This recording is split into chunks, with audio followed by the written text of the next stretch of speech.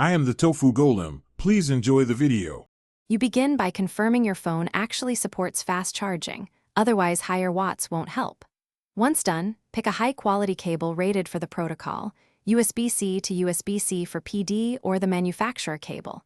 Make sure your wall adapter matches, 18W65W PD or the right QC profile, matching voltage and current. Also, avoid cheap multi-port bricks that underdeliver. Finally, close power-hungry apps and disable background sync, so the battery. You now connect the charger directly to a wall outlet. Never rely on a laptop USB port or cheap hub for full power. Once connected, plug the cable into the phone.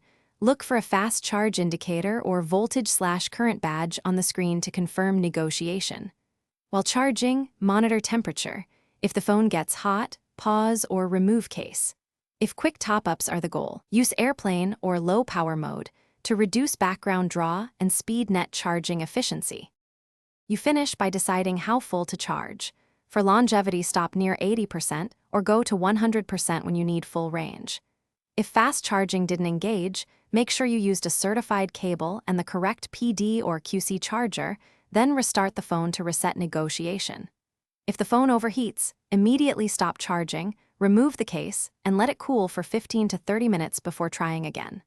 Finally, if problems persist, test with a different known good charger and cable.